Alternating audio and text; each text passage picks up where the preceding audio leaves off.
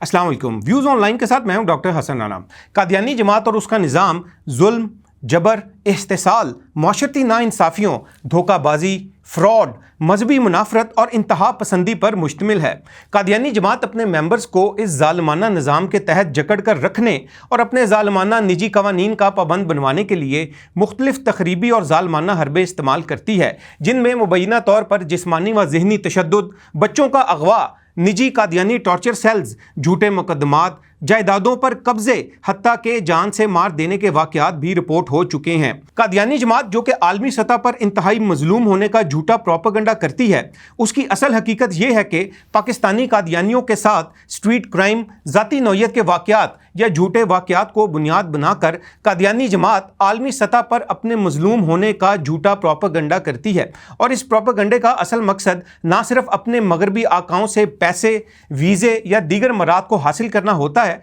बल्कि इस इस्लाम व पाकिस्तान मुखालिफ प्रोपेगेंडे के ज़रिए से ये इंतहा पसंद मुतशद्दद कादियानी गिरोह पाकिस्तान मुखालिफ भारतीय अज़ाइम को भी पूरा करता है। भारतीय मीडिया के जरिए से पाकिस्तान के खिलाफ जहर उगला जाता है। भारतीय कादियानी सहूलतकार अनासर पाकिस्तान के खिलाफ डिजिटल और प्रिंट मीडिया के जरिए से अक़लियतों के हकूक़ और मजहबी आज़ादी के हवाले से मुनज़्ज़म अंदाज में डिसइंफॉर्मेशन कैंपेन्स चलाते हैं, जिससे मुतल्लिक यूरोपीय तहकीकाती इदारे EU डिसइंफो लैब की रिपोर्ट इंडियन क्रॉनिकल्स में भी जिक्र किया जा चुका है। कादियानी जमात के मजालिम का शिकार सिर्फ कादियानी जमात के मेंबर्स ही नहीं बनते, बल्कि कादियानी जमात खास तौर पर उन अफराद को शदीद तशद्दुद और जुल्म का शिकार बनाती है जो अफराद कादियानी जमात को छोड़कर इस्लाम कबूल करते हैं। इंसानी हकूक़ के आलमी दिन के मौके पर आलमी तहकीकाती इदारे इंटरनेशनल ह्यूमन राइट्स मॉनिटर ने कादियानी जमात के साबिक कादियानियों पर किए जाने वाले मजालिम पर एक रिपोर्ट शाया की, जिसके मुताबिक कादियानी जमात साबिक कादियानियों को मुनज़्ज़म अंदाज में जुल्म का शिकार बनाती है।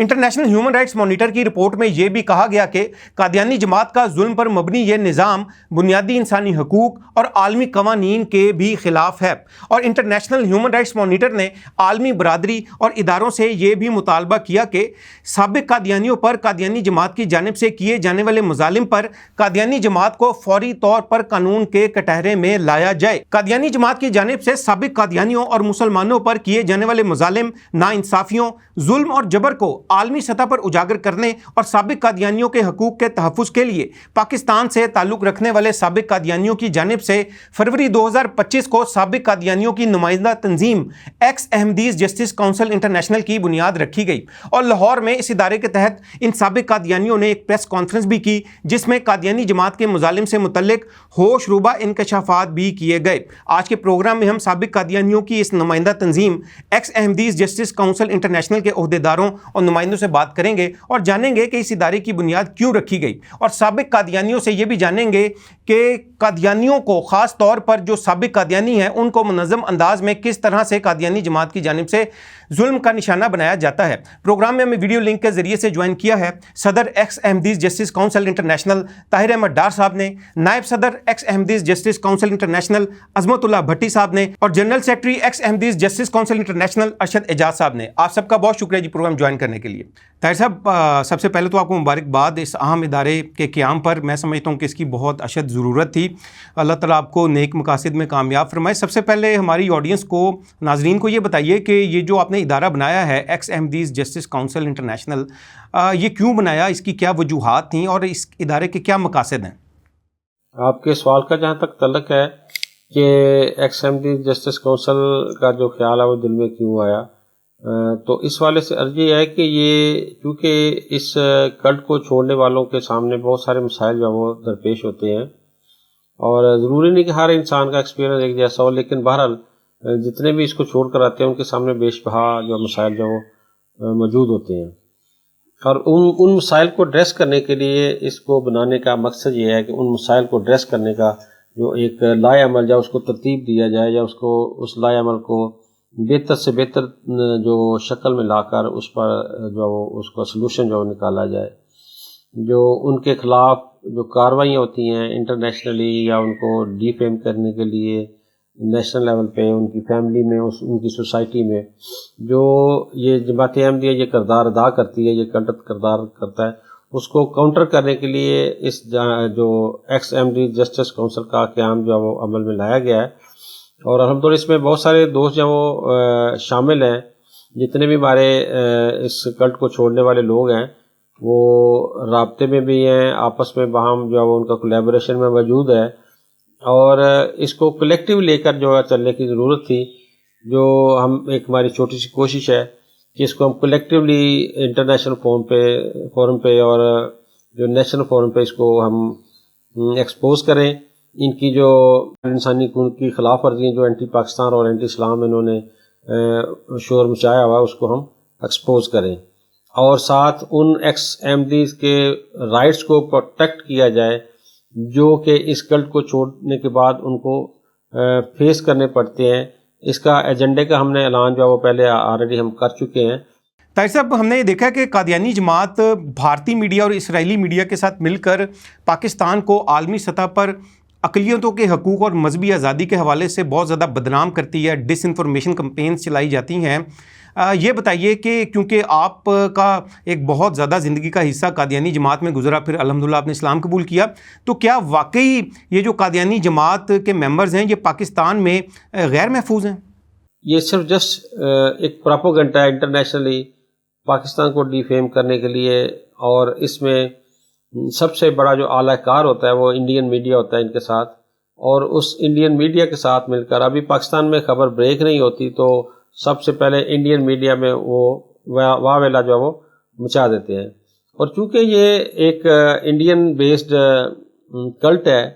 تو مرکز قادیان جو ہے وہ ان کا انڈیا میں موجود ہے، ان کی ہمدردیاں جو ہے وہ انڈیا میں موجود ہیں، لیکن پراپوگنڈا یہ پاکستان اور اسلام کے خلاف کرتے ہیں. تو ان کو جو ہے وہ صرف اور صرف انٹرنیشنل ایجنڈے کی تکمیل کے لیے جو ہے وہ پاکستان میں انجیکٹ کیا گیا تھا. یہ 1948 میں ادھر آئے ہیں اور 1947 میں پاکستان جو ہے وہ معرض وجود میں آیا. 1948 میں جب یہ پاکستان میں انجیکٹ کیے گئے ہیں، لائے گئے ہیں، تو چناب نگر کی جو زمین ہے وہ ان کو لامحالہ اس وقت دی گئی، اور یہاں پر انہوں نے اپنے جو اڈا جو ہے وہ قائم کیا، اور اسی ایجنڈے انٹرنیشنل ایجنڈے کے تحت، اینٹی پاکستان ایجنڈے کے تحت یہ تھرو آؤٹ جو اپر لابی ہے، جو مرزا خاندان ہے، جو کہ شروع سے ہی ان کی جو وفاداری ہیں وہ اینٹی اسلام رہی ہیں،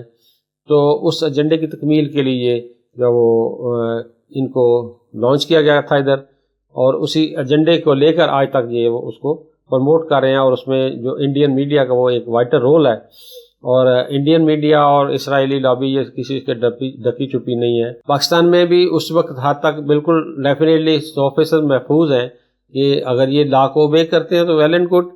تو جب یہ خود ہی وائلیشن کرتے ہیں، خود ہی یہ پروپیگنڈا کرتے ہیں، خود ہی کئی سازشوں میں یہ خود ملوث ہیں، تو پھر یہ چیز صرف اور صرف just the defamation of the Pakistan and Islam یہ ان کا ایجنڈا ہے. تو اگر یہ پاکستان کے لا کو اوبے کرتے ہیں تو یہ 100% محفوظ ہیں. تو اس والے سے ہم لوگ اس فورم سے بھی ریکویسٹ کرتے ہیں، باب اختیار سے بھی، کہ اس حوالے سے ایک اس کو کوہیرنٹ میئرز جو ہیں وہ لیے جائیں تاکہ اس چیز کا جو تدارک کیا جا سکے. عظمت اللہ صاحب، آپ کی زندگی کا بھی بہت بڑا حصہ قادیانی جماعت میں گزرا، پھر اللہ کی توفیق سے آپ نے اسلام قبول کیا، تو مجھے یہ بتائیں کہ جب کوئی شخص جو ہے وہ قادیانی جماعت کو چھوڑ کر اسلام قبول کرتا ہے تو قادیانی جماعت اس شخص کے ساتھ کیا سلوک کرتی ہے؟ دیکھیں جی، دراصل بات یہ ہے کہ دنیا کے ہر مذہب سے، عیسائیت سے، یہودیت سے، اسلام قبول کرنے والوں کے لیے اتنی مشکلات پیش نہیں آتی جتنا قادیانی کفر سے نکلنے کے لیے مشکلات پیش آتی ہیں. اور سب سے پہلی جو مشکل پیش ہوتی ہے وہ گھریلو گھر کا جو سوشل بائیکاٹ ہوتا ہے، گھر والوں کا، بہن بھائیوں کا، سب سے پہلے وہ بائیکاٹ کرتے ہیں، آپ کو گھر سے نکالتے ہیں. پھر محلے والے جو آپ کے رشتہ دار ہیں وہ بائیکاٹ کرتے ہیں. پھر نئے مسلمان کے لیے سب سے بڑا یہ ایشو ہوتا ہے کہ اس کا جاب نہیں ہے یا اس کا گھر نہیں ہے، وہ جائے گا کہاں پہ؟ ٹھیک ہے، اگر بیوی بچوں والا ہے تو بیوی بچے وہ اٹھا لیتے ہیں، اور اٹھا کے کیا کرتے ہیں، ان کو فوری طور پہ دوسرے ملک میں بھیج دیتے ہیں. اور بندے کو تو پتہ نہیں ہوتا میرے ساتھ کیا ہونے والا ہے، وہ تو حق کی آواز بلند کرتا ہے کہ جناب یہ قادیانی کفر ایک جھوٹ ہے تو میں چھوڑ رہا ہوں. اس کو یہ نہیں پتہ ہوتا کہ میرے ساتھ بعد میں یہ قادیانی کفار کیا کریں گے. تو یہ مسلم مسائل سب سے بڑے مسئلہ یہی ہے کہ گھر والوں کا بائیکاٹ، پھر جو قادیانی کفر کے جو نام سو کارڈ عہدے دار ہیں وہ تنگ کرتے ہیں. اگر وہ وہاں پہ کوئی جاب کرتا ہے جاب چھڑا لی جاتی ہے, زمین جائیداد سے اس کو آگ کر دیا جاتا ہے. تو مسائل تو بہت ہیں, زیادہ ہوتے ہیں. عظمت اللہ بھٹی صاحب, یہ سوال پیدا ہوتا ہے یہ جو قادیانی جماعت کی جانب سے سابق قادیانیوں کے اوپر مظالم ڈھائے جاتے ہیں, کیا اس کا کبھی عالمی انسانی حقوق کے اداروں کی جانب سے نوٹس لیا گیا, یا پاکستان کی گورنمنٹ نے ان قادیانی مظالم پر کبھی کوئی نوٹس لیا؟ رانا صاحب, بات یہ ہے کہ یہ وہ ایکس احمدی جسٹس کونسل انٹرنیشنل جو ہم نے پلیٹ فارم بنایا, وہ بنایا اس لیے کہ جب کوئی قادیانی مسلمان ہوتا تھا تو اس کے لیے کوئی جگہ ہی نہیں تھی جہاں پہ وہ جا کے اپروچ کرتا, اپنا مسائل بیان کرتا. اور جیسے کہ جب ہم اس مسلمان ہوئے تو ہمارے لیے یہی مسئلہ تھا کہ ہم کس کے پاس جائیں. دوسرا یہ کہ جو انسانی حقوق کی تنظیمیں بنی ہوئی ہیں سو کالڈ, ان میں 50% تنظیمیں ایسے میں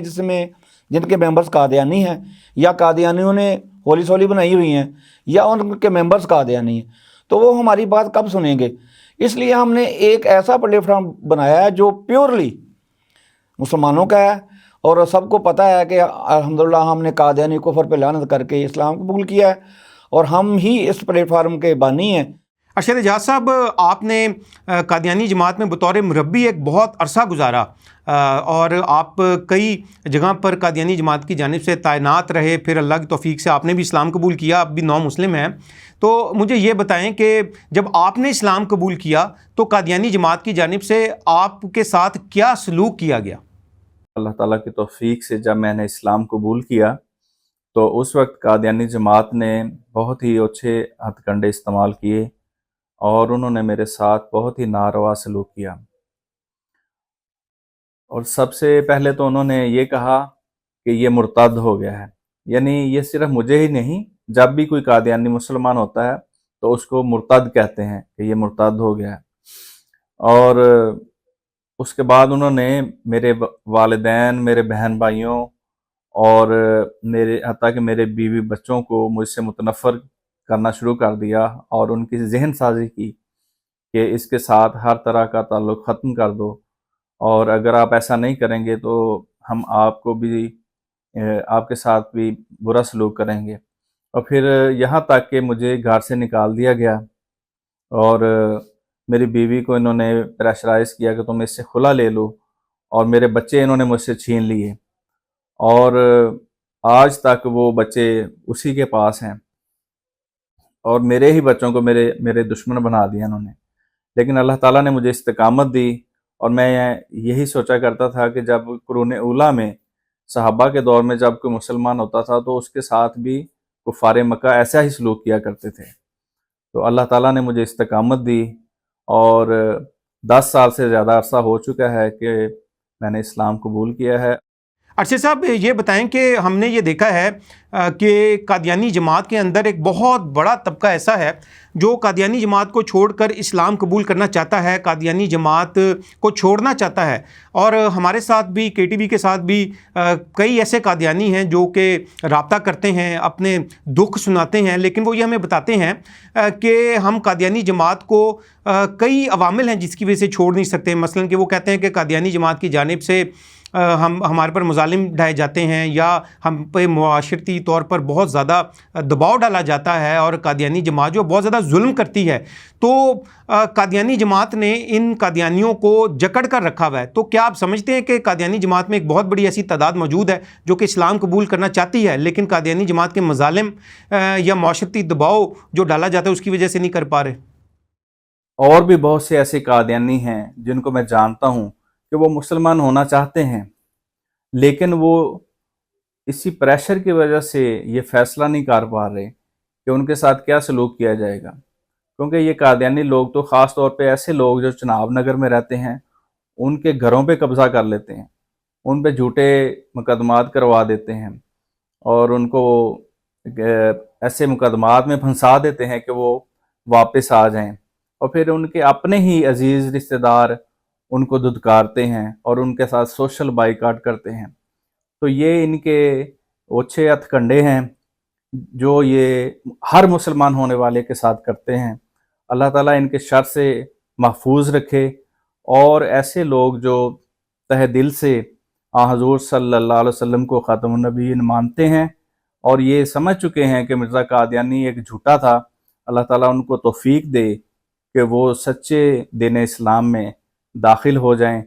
آپ سب کا بہت شکریہ جی پروگرام جوائن کرنے کے لیے۔ پروگرام کے آخر پہ میں